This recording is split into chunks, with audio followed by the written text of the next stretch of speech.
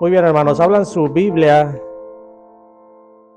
en el Evangelio de Lucas, capítulo 1.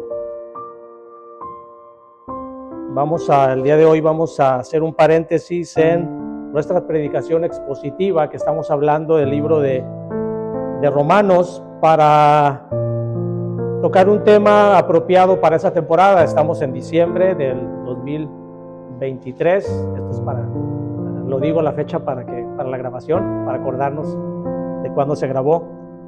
Y pues es apropiado que toquemos el tema del nacimiento de nuestro bendito Salvador. Así que vamos a estar viendo algunos pasajes del Evangelio de Lucas. Ya lo leímos esto hace unos momentos, en nuestro momento de lectura de la Escritura. Leímos los pasajes de Lucas y de Mateo, y vamos a iniciar entonces con el capítulo 1 de Lucas. Vamos a iniciar con una pequeña introducción para entonces enfocarnos en el tema que vamos a tocar. En todo el tiempo que el mundo tiene, todo el tiempo de la existencia del mundo, han ocurrido dos grandes acontecimientos que han cambiado para siempre la historia de la humanidad. Uno de ellos es el nacimiento de nuestro Señor Jesucristo, y el otro es su muerte y su resurrección. No ha habido ningunos acontecimientos más grandes que estos. Y no se puede decir que no habrá, porque nosotros como cristianos estamos esperando un tercer gran acontecimiento, que es la segunda venida con poder y gran gloria de nuestro glorioso Salvador Jesucristo. Así que el día de hoy vamos a referirnos a uno de esos acontecimientos, que es precisamente el nacimiento de nuestro Señor Jesucristo. Este está narrado, como ya lo vimos, tanto en el Evangelio de Lucas como el Evangelio de Mateo, y cada uno aporta diferentes elementos que nos sirven para ir engarzando ese maravilloso evento que tuvo lugar hace aproximadamente 2000 años.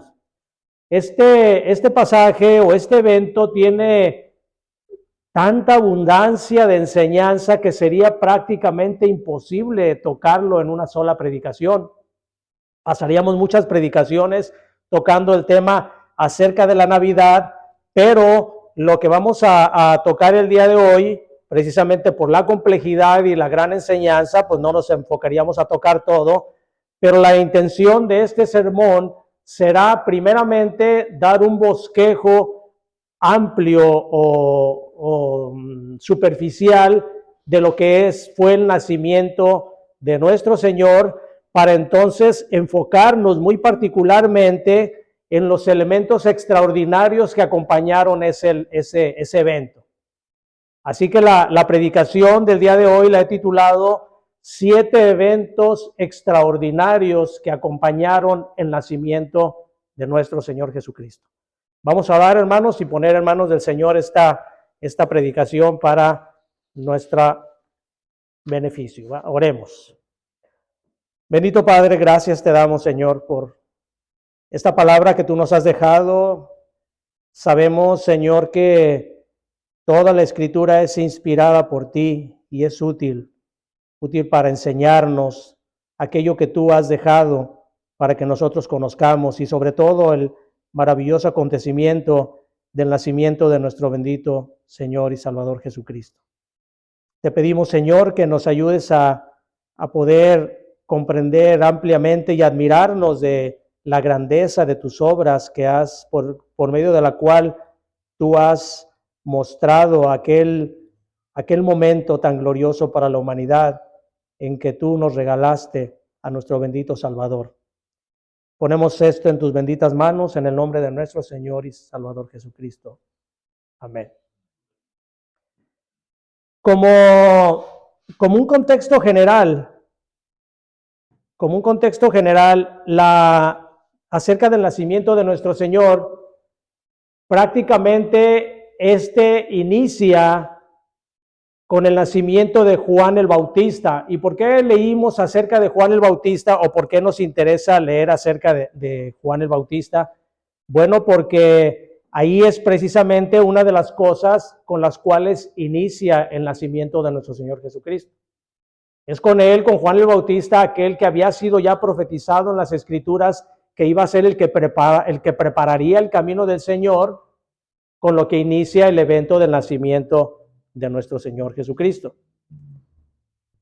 Dice en el versículo, en Lucas capítulo 1, versículo 1 a versículo 5 al 17, nos habla acerca de este gran acontecimiento que se refiere a la promesa del nacimiento de Juan el Bautista. Dice, hubo en los días de Herodes, rey de Judea, un sacerdote llamado Zacarías, de la clase de Abdías. Su mujer era de las hijas de Aarón y se llamaba Elizabeth. Ambos eran justos delante de Dios y andaban irreprensibles en todos los mandamientos y ordenanzas del Señor. Pero no tenían hijo porque Elizabeth era estéril y ambos eran ya de edad avanzada. Aconteció que ejerciendo Zacarías el sacerdocio delante de Dios, según el orden de su clase, conforme a la costumbre del sacerdocio, le tocó en suerte ofrecer el incienso entrando en el santuario del Señor. Y toda la multitud del pueblo estaba fuera orando a la hora del incienso, y se le apareció un ángel del Señor puesto en pie a la derecha del altar del incienso. Y se turbó Zacarías al verle y le sobrecogió temor. Pero el ángel le dijo, Zacarías, no temas, porque tu oración ha sido oída, y tu mujer Elizabeth te dará a luz un hijo, y llamará su nombre Juan. Y tendrás gozo y alegría, y muchos se regocijarán de su nacimiento, porque será grande delante de Dios. No beberá vino ni sidra, y será lleno del Espíritu Santo, aún desde el vientre de su madre. Y hará que muchos de los hijos de Israel se conviertan al Señor Dios de ellos, e irá delante de él con el espíritu y el poder de Elías, para hacer volver los corazones de los padres a los hijos, y de los rebeldes a la prudencia de los justos, para preparar al Señor un pueblo bien dispuesto. Dice el versículo 57, cuando a Elizabeth se le cumplió el tiempo de su alumbramiento, dio a luz un hijo. Versículo 67 al 69 dice, y Zacarías su padre fue lleno del Espíritu Santo y profetizó diciendo, bendito el Señor Dios de Israel, que ha visitado y redimido a su pueblo, y nos levantó un poderoso Salvador en la casa de David su siervo. Versículos 76 y 77 dice, y tú, niño, profeta del Altísimo serás llamado, porque irás delante de la presencia del Señor para preparar sus caminos, para dar conocimiento de salvación a su pueblo, para perdón de sus pecados. De esta misma manera, Lucas nos habla acerca del anuncio del nacimiento de Jesús. Aquí nos está hablando primeramente el anuncio y el nacimiento del profeta que iba a preparar los caminos del Señor, pero Lucas también nos habla acerca del nacimiento de Jesús. Nos narra, nos dice la Escritura, cómo el ángel Gabriel es enviado de parte de Dios a una región de Galilea llamada Nazaret. Ahí dice que ahí vivía una mujer virgen llamada María, que se encontraba desposada, es decir, prometida, no casada, sino prometida en matrimonio con un hombre llamado José. El ángel Gabriel le anuncia a María que estaba a punto de concebir en su vientre a un niño, el cual sería el Hijo de Dios. Dice entonces Lucas que María, llena de asombro, dice que eso no podía ser posible, puesto que ella no conocía varón. ¿Cómo iba a tener ella un hijo si ella no había tenido relaciones con ningún hombre? Y el ángel le dice a María que el hijo, o más bien que el Espíritu Santo la iba a cubrir con poder, con el poder de Dios, y que de esa manera ella quedaría embarazada. Dice Lucas 1, 26 al 35, dice, al sexto mes el ángel Gabriel fue enviado por Dios a una ciudad de Galilea llamada Nazaret, a una virgen desposada con un varón que se llamaba José, de la casa de David, y el nombre de la virgen era María. Y entrando el ángel en donde ella estaba, dijo, salve muy favorecida, el Señor es contigo, bendita tú entre las mujeres. Mas ella cuando le vio se turbó por sus palabras y pensaba qué salutación sería esta. Entonces el ángel le dijo, María, no temas, porque has hallado gracia delante de Dios. Y ahora concebirás en tu vientre y darás a luz un hijo y llamarás su nombre Jesús. Este será grande y será llamado Hijo del Altísimo, y el Señor Dios le dará el trono de David su padre, y reinará sobre la casa de Jacob para siempre, y su reino no tendrá fin. Entonces María dijo al ángel, ¿cómo será esto? Pues no conozco varón. Respondiendo el ángel le dijo, el Espíritu Santo vendrá sobre ti y el poder del Altísimo te cubrirá con su sombra, por lo cual también el santo ser que nacerá será llamado Hijo de Dios. Cuando José se entera de que su prometida estaba embarazada, dice la Escritura que quiso dejarla en secreto para no perjudicarla. En aquellos días, una mujer que caía en fornicación o que caía en adulterio era condenada a muerte, a morir, a ser apedreada. Así que José no deseaba perjudicarla. Dice la Escritura que era un hombre bueno, que no deseaba perjudicarla, porque él sabía que si las personas se enteraban que siendo aún su prometida había quedado embarazada, iba a morir apedreada.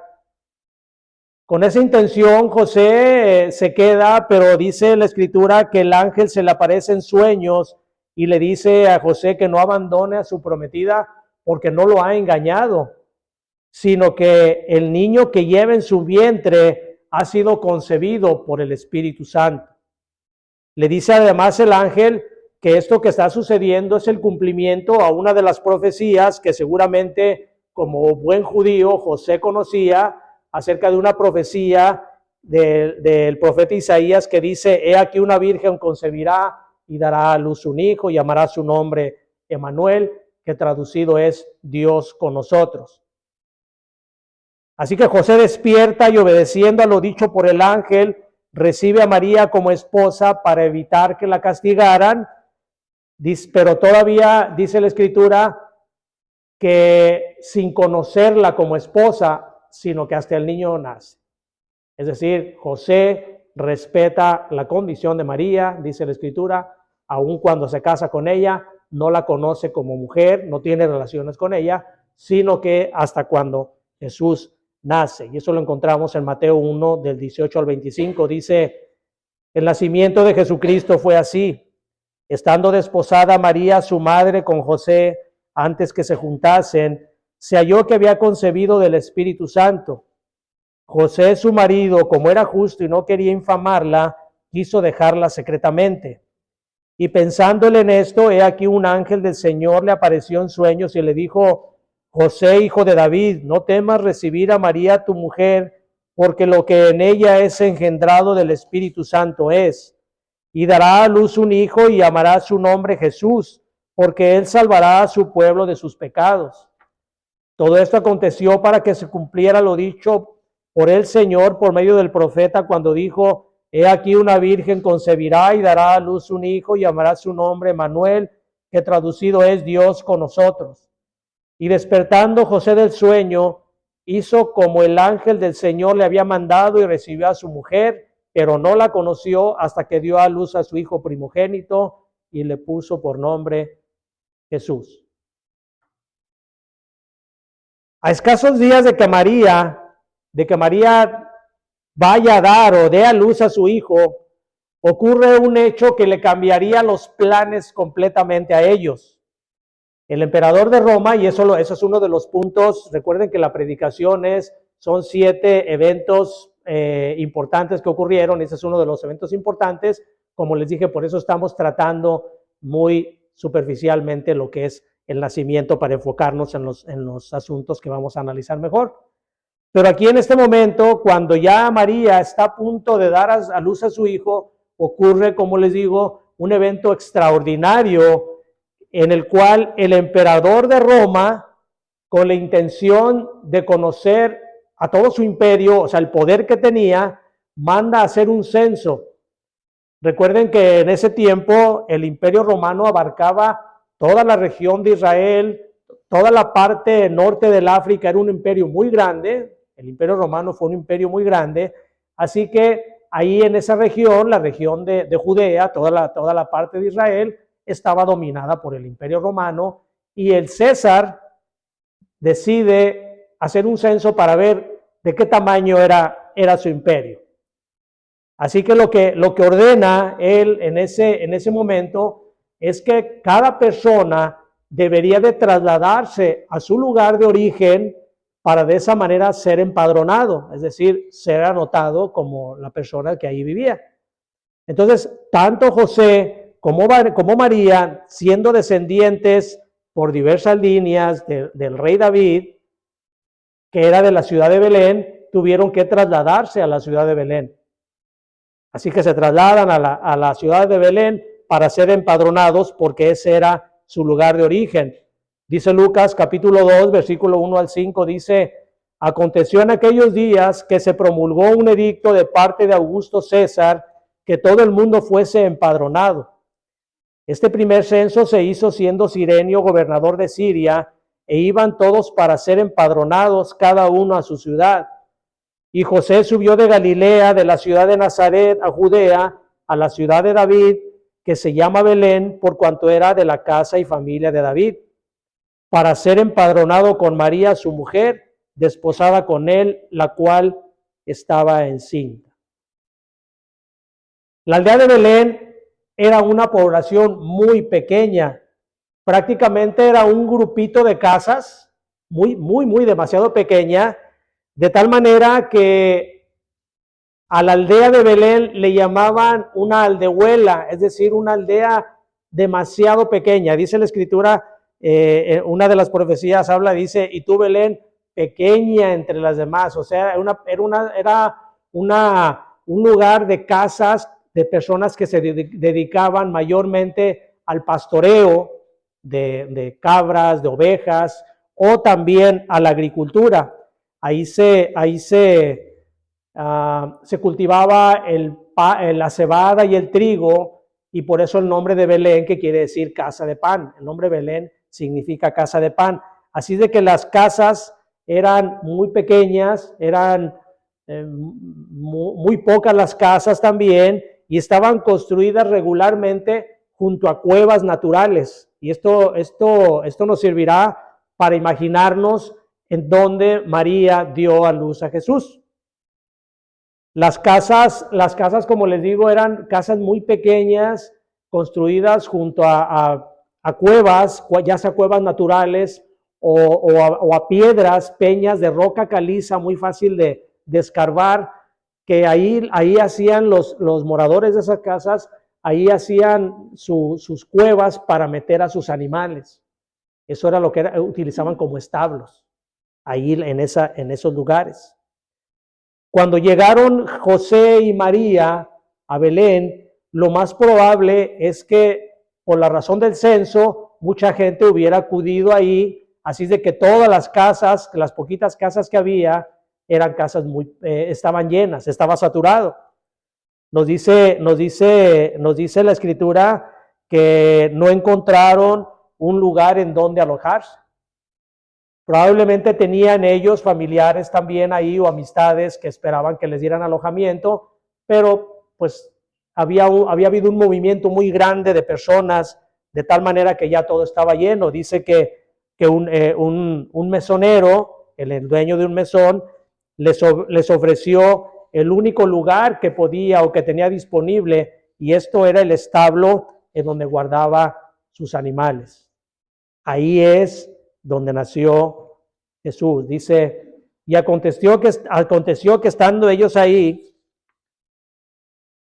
se cumplieron los días de su alumbramiento, y dio a luz a su hijo primogénito, y lo envolvió en pañales y lo acostó en un pesebre, porque no había lugar para ellos en el mesón. Dice que María llega el niño ahí, se hospedan en el mesón. No hay lugar en el mesón, pero el mesonero les dice: el único lugar disponible, pues es el lugar que tengo. Entonces ustedes se imaginan cómo era el lugar, como yo les digo, eran cuevas, probablemente era una cueva en donde metían a sus animales. Prácticamente las imágenes no tienen aroma. Si nosotros vemos una imagen no tiene aroma, pero ustedes imagínense el olor de animales, el olor al alimento de los animales, cómo estaba ese lugar tan humilde en el cual nacería nuestro Señor Jesucristo. Sigue diciendo entonces la Escritura que la misma noche de su nacimiento, estando los pastores cuidando a su rebaño, se les apareció un ángel rodeado de un resplandor que les anunció el nacimiento del Salvador, de Cristo, nuestro Señor Jesucristo, indicándoles el lugar en donde se encontraba el niño. Y dice la Escritura que entonces un grupo de ángeles aparecieron repentinamente en el cielo alabando a Dios. Los pastores inmediatamente acuden a ver al niño y le cuentan a José y a María todo lo que les había acontecido.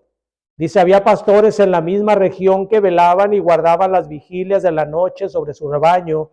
Y he aquí se les presentó un ángel del Señor, y la gloria del Señor los rodeó de resplandor, y tuvieron gran temor. Pero el ángel les dijo, no temáis, porque he aquí os doy nuevas de gran gozo, que será para todo el pueblo, que os ha nacido hoy en la ciudad de David un Salvador, que es Cristo el Señor. Esto os servirá de señal. Hallaréis al niño envuelto en pañales, acostado en un pesebre. Y repentinamente apareció con el ángel una multitud de las huestes celestiales que alababan a Dios y decían, gloria a Dios en las alturas y en la tierra paz, buena voluntad para con los hombres. Sucedió que cuando los ángeles se fueron de ellos al cielo, los pastores se dijeron unos a otros, pasemos pues hasta Belén y veamos esto que ha sucedido y que el Señor nos ha manifestado. Vinieron pues apresuradamente y hallaron a María y a José y al niño acostado en el pesebre, y al verlo dieron a conocer lo que se les había dicho acerca del niño. Y todos los que oyeron se maravillaron de lo que los pastores les decían, pero María guardaba todas esas cosas, meditándole en su corazón. Y volvieron los pastores glorificando y alabando a Dios por todas las cosas que habían oído y visto, como se les había dicho. Hasta aquí se nos narra el nacimiento de nuestro Señor, aquí con la aparición de los ángeles a los pastores, indicándoles dónde estaba el lugar. Pero además, en Mateo capítulo 2, nos habla acerca de la llegada de los magos. Muy conocida, una historia muy conocida, pero mal conocida por el mundo. Nos habla acerca de la llegada de los magos. La Escritura no nos dice cuánto tiempo transcurrió entre el nacimiento de Jesús y la llegada de los magos de Oriente. Solamente nos habla de que estos magos llegaron primeramente a la ciudad de Jerusalén. Llegaron, se presentaron ante el rey de Herodes. Era lógico que llegaran a la ciudad de Jerusalén porque ahí estaba el rey. Y ellos al saber que había nacido un rey, lógicamente tendrían que ir a preguntarle al rey de Judea, que en este caso era el rey Herodes. Dice entonces la Escritura que llegan y le preguntan dónde está el rey que había nacido, porque querían adorarles. Herodes dice que muy turbado pregunta a los sacerdotes y a las escribas acerca de este acontecimiento que iba a suceder, y ellos le contestan que según las profecías el Cristo nacería en Belén. Manda llamar a los magos entonces y les dice, vayan, indaguen en dónde van a nacer, porque yo también quiero ir a adorarle. Sin embargo, los magos son avisados en sueños de que no regresen con Herodes, que se vayan por otro lugar, porque la intención de Herodes no era adorar al niño, era matar al niño. Era una competencia para Herodes. Era él el rey. Y de hecho Herodes no era judío. Herodes era un edomita descendiente de familiares suyos que tenían buenas relaciones con los romanos, y los romanos habían puesto al padre de Herodes, y el padre de Herodes había puesto a su vez a Herodes como monarca de ahí, pero no era judío, sino que los romanos, con el poder que tenían, lo habían nombrado como el rey. Así es de que para él era una competencia muy grande saber que había nacido un rey de los judíos. Dice Mateo 2, del 1 al 12, dice, cuando Jesús nació en Belén de Judea, en días del rey Herodes, vinieron del oriente a Jerusalén unos magos, diciendo, ¿dónde está el rey de los judíos que ha nacido? Porque su estrella hemos visto en el oriente y venimos a adorarle. Oyendo esto, el rey Herodes se turbó y toda Jerusalén con él. Y convocados todos los principales sacerdotes y los escribas del pueblo, les preguntó dónde había de nacer el Cristo. Ellos le dijeron, en Belén de Judea, porque así está escrito por el profeta. Y tú, Belén de la tierra de Judá, no eres la más pequeña entre los príncipes de Judá, porque de ti saldrá un guiador que apacentará a mi pueblo Israel. Entonces Herodes, llamando en secreto a los magos, indagó de ellos diligentemente el tiempo de la aparición de la estrella. Y enviándolos a Belén dijo, id allá y averiguad con diligencia acerca del niño, y cuando le halléis, hacedmelo saber para que yo también vaya y le adore. Ellos, habiendo oído al rey, se fueron, y he aquí la estrella que habían visto en el oriente iba delante de ellos, hasta que llegando se detuvo sobre donde estaba el niño. Y al ver la estrella se regocijaron con muy grande gozo, y al entrar en la casa vieron al niño con su madre María, y postrándose le adoraron, y abriendo sus tesoros le ofrecieron presentes, oro, incienso y mirra. Pero siendo avisados por revelación en sueños que no volviesen a Herodes, regresaron a su tierra por otro camino. Hasta aquí se narra la historia acerca del nacimiento del Señor, con los diversos eventos que vimos tanto en el Evangelio de Lucas como en el Evangelio de Mateo. Y esto, hermanos, nos va a servir únicamente como marco, es prácticamente la introducción.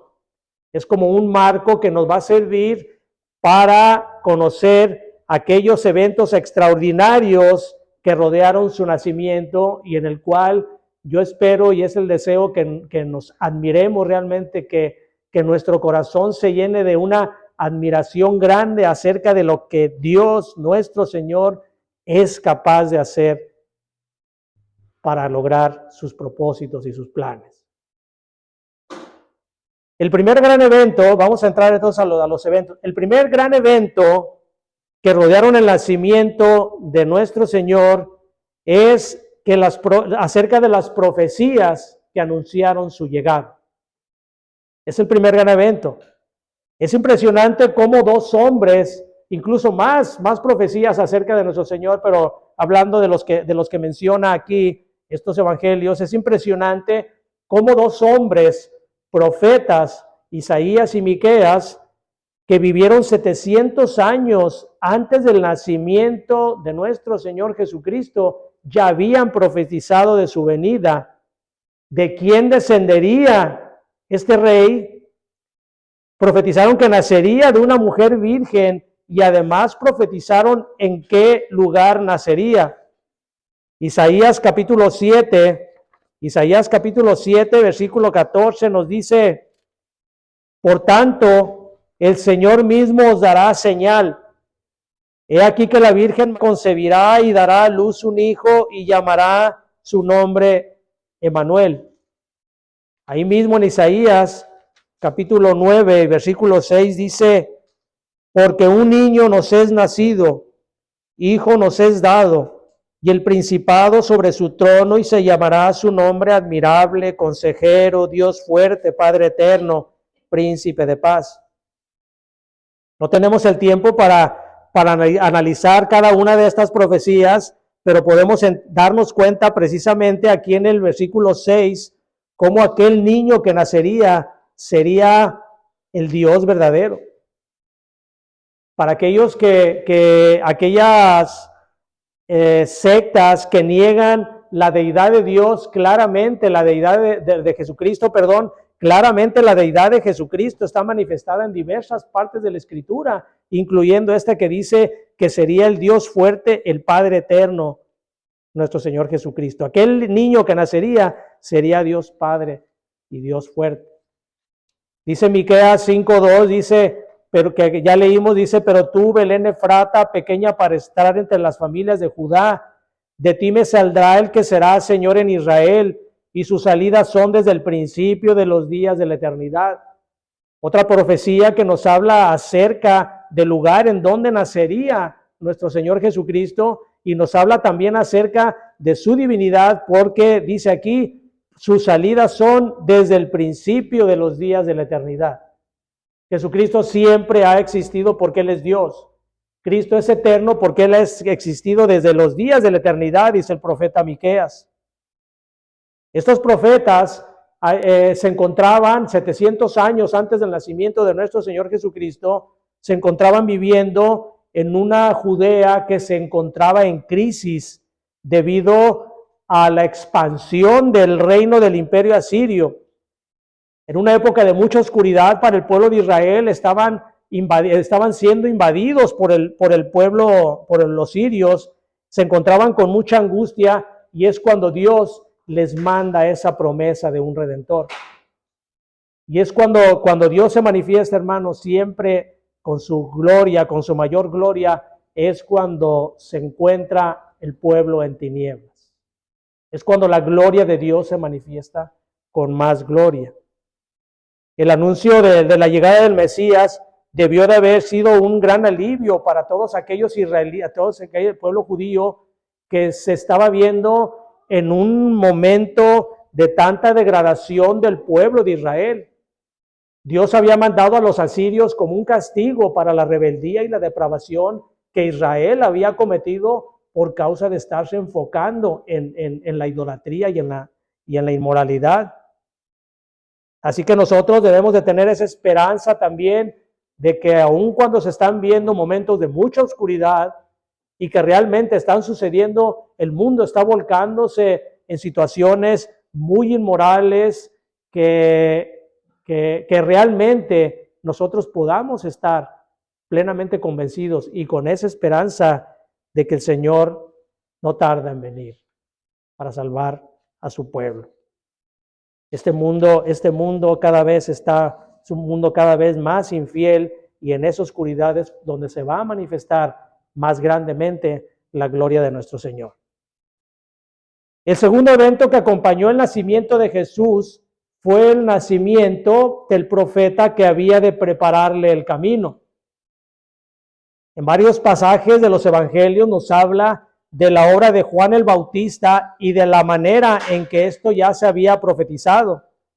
Dice ahí en Lucas capítulo 3, versículos del 1 al 6, dice: en el año 15 del imperio de Tiberio César, siendo gobernador de Judea Poncio Pilatos y Herodes tetrarca de Galilea, y su hermano Felipe tetrarca de Iturea y de la provincia de Traconite, y Lisanias tetrarca de Abilinia, y siendo sumos sacerdotes Anás y Caifás, vino palabra de Dios a Juan, hijo de Zacarías, en el desierto.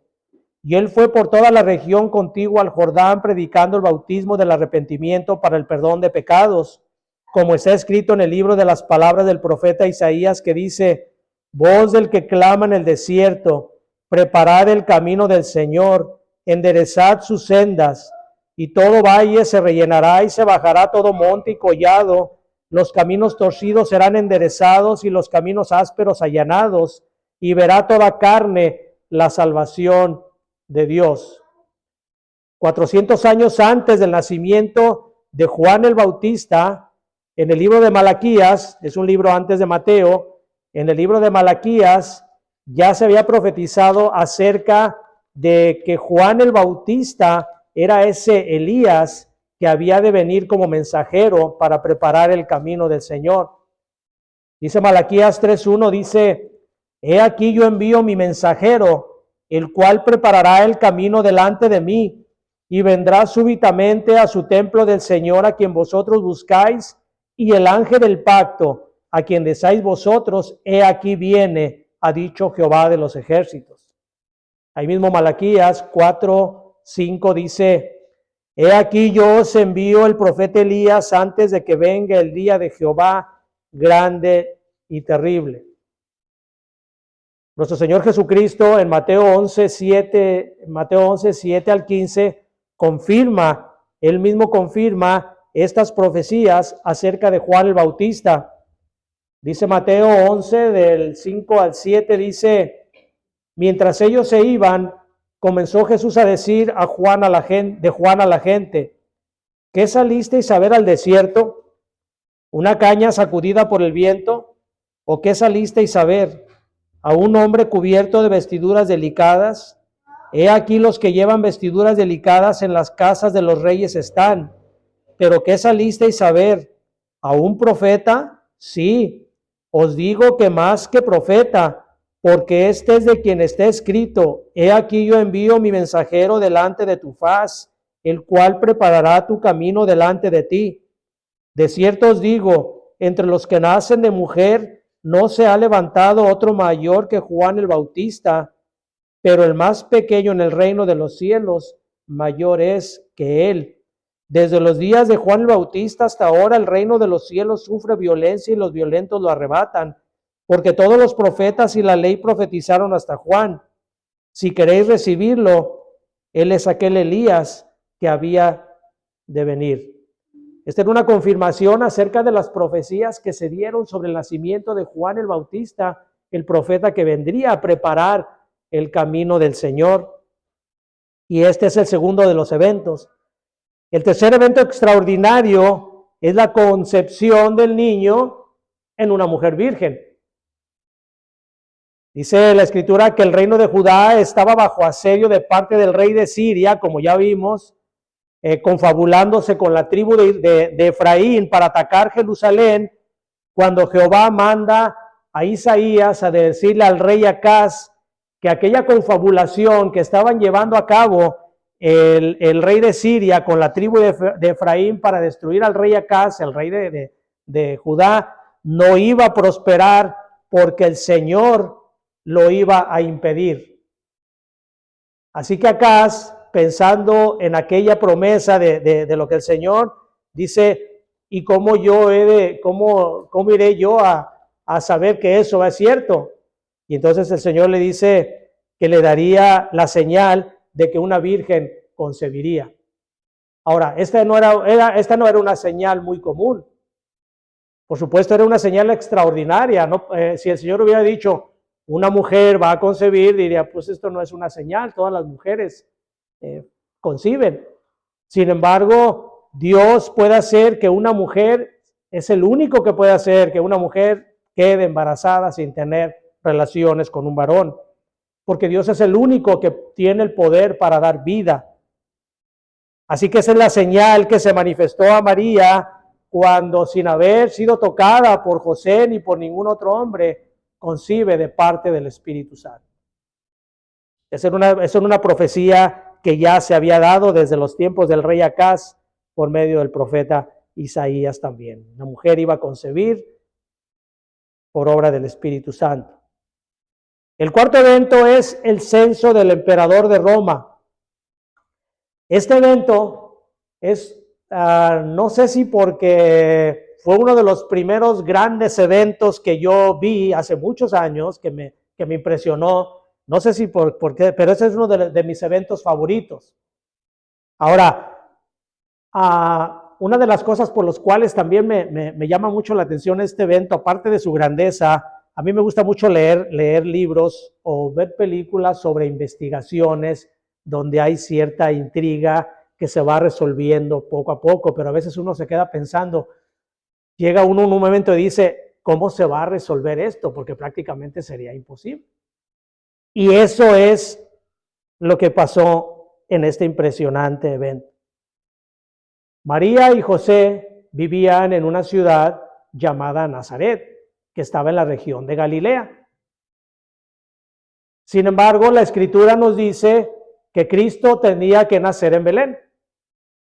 Pero también la Escritura dice que el Cristo sería llamado Nazareno. Así es de que, viéndolo desde el punto de vista de investigación o de intriga, como yo les comento, prácticamente sería imposible, en este momento que estuviéramos leyendo la historia, sería imposible que Cristo naciera en Belén.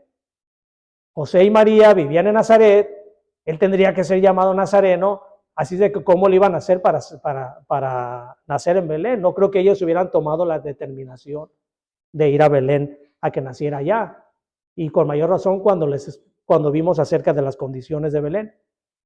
Sin embargo, los planes de Dios, como no pueden ser frustrados, y Dios hace lo que Él quiere siempre, y esto es lo que a mí me impresionó mucho, es que Dios movió todo el mundo conocido en ese tiempo para que su hijo naciera en Belén.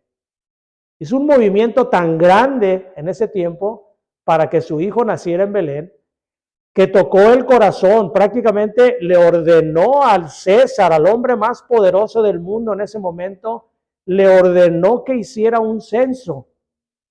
No dice la Escritura, pero por supuesto Dios ordenó.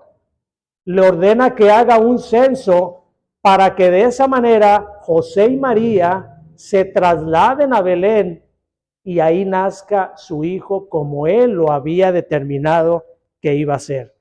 Dios lo había dicho, Dios lo había decretado y así iba a ser. Y esto, hermanos, si no nos causa asombro, no sé qué cosa nos puede causar mayor asombro de ver las cosas que Dios hace para que sus planes sean cumplidos. Y de esa manera, no tan solo el asombro, sino debería de causarnos a nosotros gran gozo de que cada una de las promesas que Dios hace en la Escritura, que tiene para nosotros, se van a cumplir. La venida de nuestro Señor Jesucristo se va a cumplir.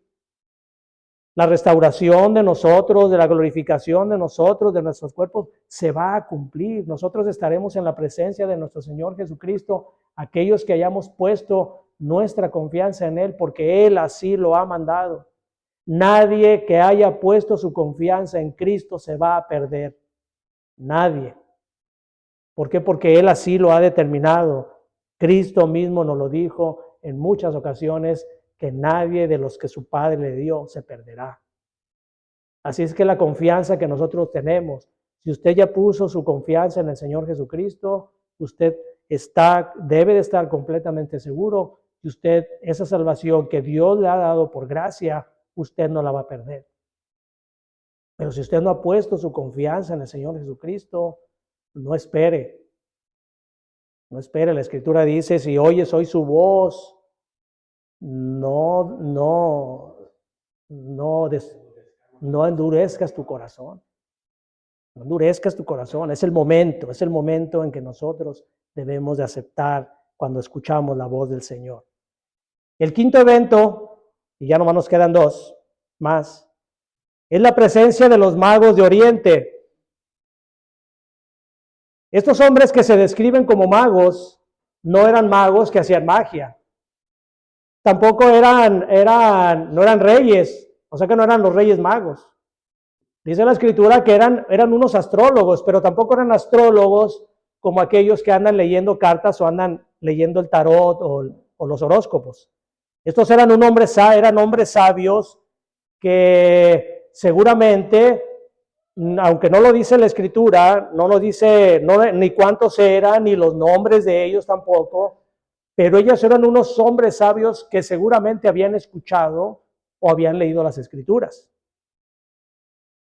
No nos dice la Escritura tampoco de cómo supieron esto, pero algunos estudiosos creen que durante la deportación a Babilonia de los judíos, muchos de aquellos jóvenes sabios, como por ejemplo Daniel y sus amigos, que fueron deportados a Babilonia, ellos transmitieron aquellas profecías y las Santas Escrituras a aquellos hombres que indagaban, buscaban por medio de diversas maneras la existencia de Dios, del Dios verdadero.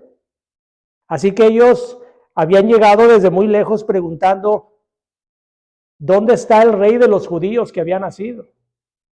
¿Cuál es el evento grandioso en esto de que ellos no llegaron con Herodes y le dijeron, creemos que por aquí a lo mejor nació un rey? No, ellos llegaron y dijeron, ¿dónde está el rey de los judíos? Y ellos iban con la certeza, ellos entendían, estaban seguros de que ya había nacido el rey de los judíos. Ahora, cuando ellos se refieren al rey de los judíos, eso es una cosa también, ellos estaban entendiendo que no era el rey de la raza judía. Ellos entendían que al referirse al rey de los judíos, se estaban refiriendo al rey de todos aquellos, como dice la Escritura, judíos espiritualmente que descienden de Jacob, de la raza espiritual. Él es, porque Cristo no es el rey de los judíos como raza.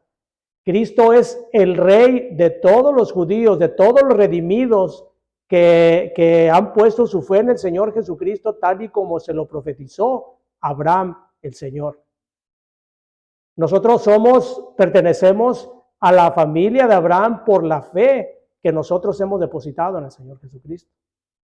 Cuando los magos llegan ahí, le dicen, ¿dónde está el rey de los judíos? Ellos sabían que algún día toda persona de toda tribu, lengua, raza y nación iba a reconocer a Cristo como el rey. Así que ellos no iban a esperar, ellos estaban ansiosos de conocer a aquel rey y por eso van a Jerusalén y buscan a aquel rey que ya había nacido. No estaban dispuestos a esperar. Hay mucha gente que se les habla de Cristo y esperan y posponen la entrega al Señor Jesucristo, pero estos hombres con la sabiduría que tenían no estaban dispuestos a esperar y van y acuden al lugar para no perderse la oportunidad de adorar al rey de los judíos. El sexto evento es su nacimiento humilde.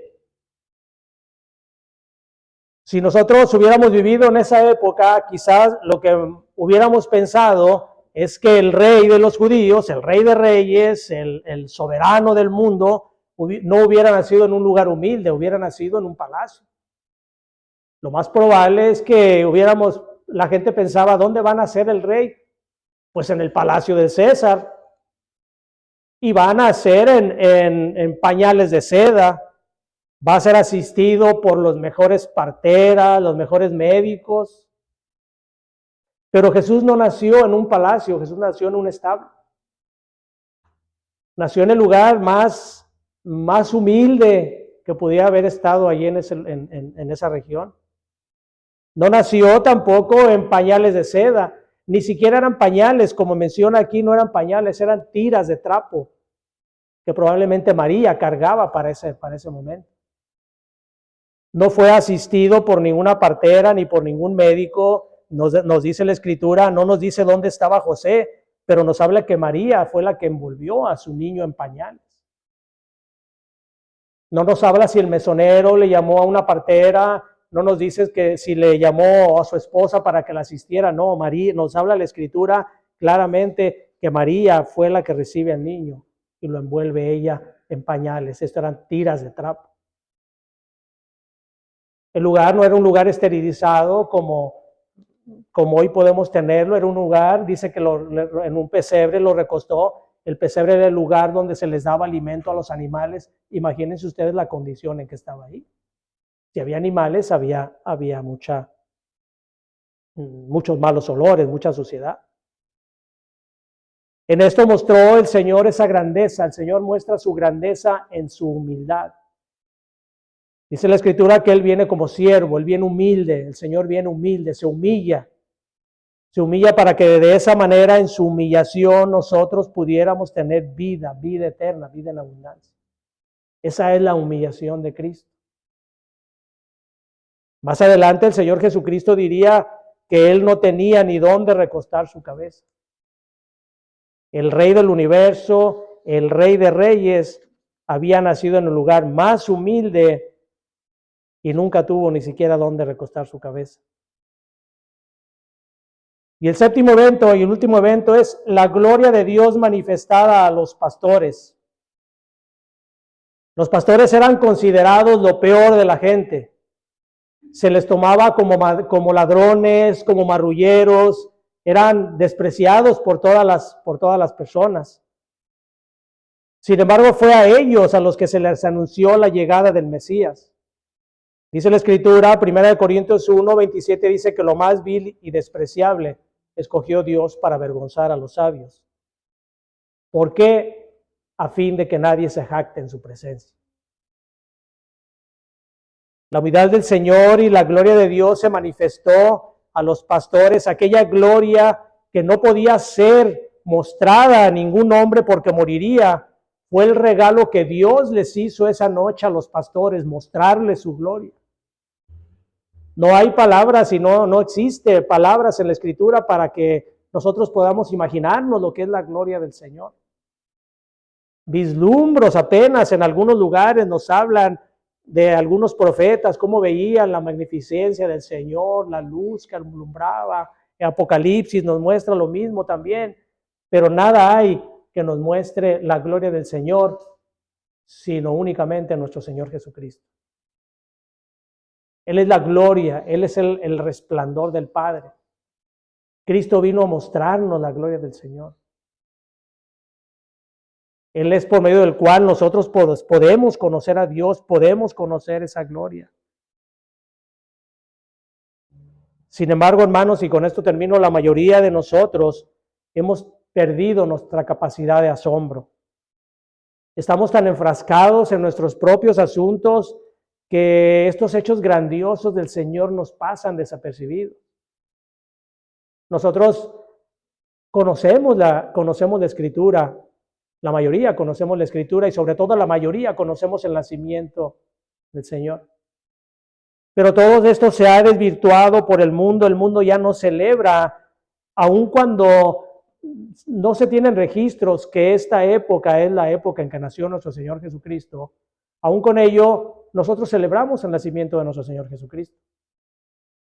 Pero las personas están más enfrascadas en las cosas materiales, como el mundo ha ido cerrando nuestros corazones para que en lugar de nosotros enfocarnos en ver ese nacimiento, la gloria de Dios y el deseo por de verdad celebrar el nacimiento de nuestro glorioso Salvador, nos enfocamos en las cosas materiales, en las festividades. Y mucha gente ni siquiera sabe de lo que se trata la Navidad. La gente del mundo celebra la Navidad de la misma manera en que se inició la Navidad, y esto lo veremos en la predicación de la tarde, cómo se inició la Navidad, cómo es realmente la Navidad, cómo debemos celebrar la Navidad. La Navidad se inició en una celebración pagana, y con esto no quiero decir que no debemos de celebrarla, no debemos de celebrarla porque para nosotros es un día de gozo, celebramos el nacimiento de Cristo. Además, sirve para estar reunidos con la familia, los seres queridos.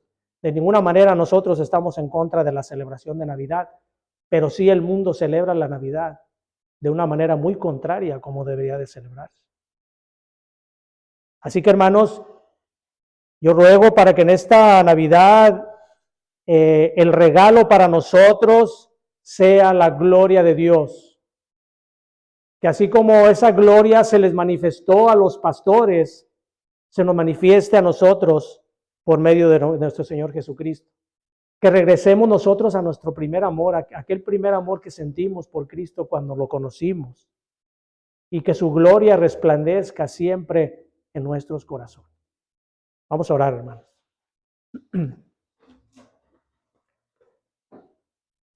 Bendito Padre, gracias te damos, Señor, por esta bendita palabra tuya. Gracias por ese nacimiento de nuestro Salvador, por ese evento tan grande que dividió a la humanidad, por esa misericordia tuya de habernos dado un Salvador por medio del cual nosotros pudiéramos tener vida eterna.